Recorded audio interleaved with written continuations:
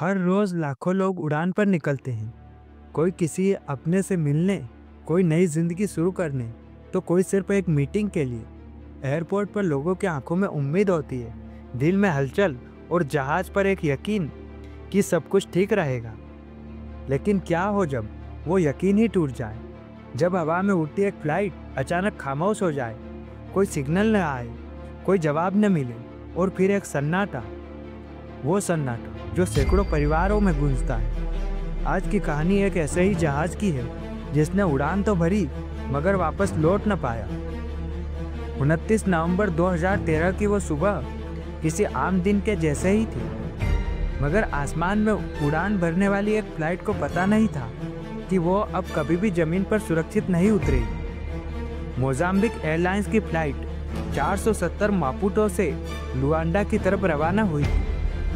Cockpit में बैठे थे एक अनुभवी कप्तान फर्नांडेस, जिनकी उम्र 49 वर्ष की थी और जिन्होंने अपने जीवन का बड़ा हिस्सा इसी कंपनी को दिया था। उनके साथ थे एक युवा को पायलट, जिसकी उम्र सिर्फ 24 वर्ष की थी। सपनों से भरी आंखों वाला एक नौजवान, जिसका उड़ानों का सफर अभी शुरू ही हुआ था।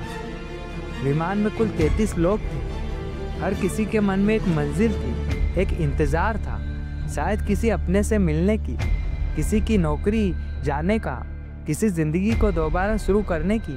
मगर किसी को क्या पता था कि ये उड़ान आज उनकी आखिरी उड़ान होगी। लगभग 45 मिनट बाद फ्लाइट बोत्सवाना की हवाई सीमा में दाखिल हुई और तभी अचानक रडार से गायब।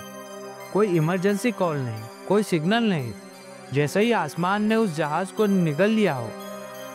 अगले दिन जब नामीबिया के बाबुआता जंगलों में मलबा मिला, तब पूरी दुनिया सन्न रह गई। विमान पूरी तरह चपटा था और सभी यात्री मारे जा चुके थे। लेकिन यहाँ सबसे चौंकाने वाली बात यह थी कि विमान ने क्रैश से पहले कोई एसओएस सिग्नल भेजा ही नहीं था। आखिर क्यों? इस सवाल का जवाब ब्लैक बॉक्स में था, लेकिन वो भी पूरी तरह से क्षतिग्रस्त हो गया था।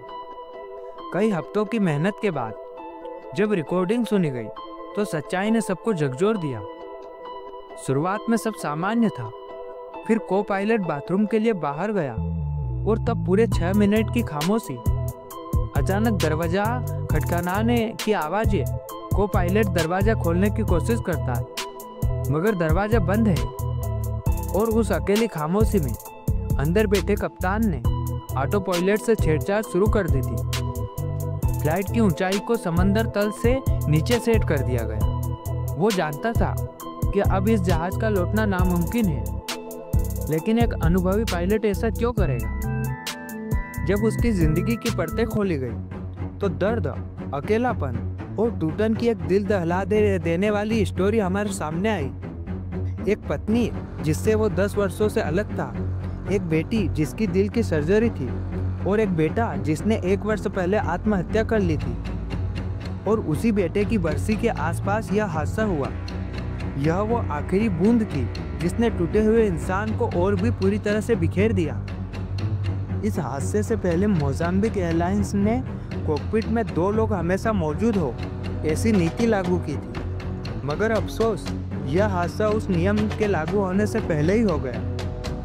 अगर उस दिन कोई और अंदर होता, अगर किसी ने कप्तान से बस 2 शब्द भी कहे होते, शायद आज कहानी कुछ और होती। पर यह त्रासदी दुनिया की सुर्खियों में नहीं आई, शायद इसीलिए क्योंकि यह अफ्रीका में हुई थी। और तभी 2 वर्ष बाद जर्मन विंग्स की फ्लाइट 925 फ्रांस के आसमान में गायब हो गई। और वहाँ भी वही हुआ, एक इंसान के टूटे हुए मन ने दर्जनों जिंदगियाँ निगल ली।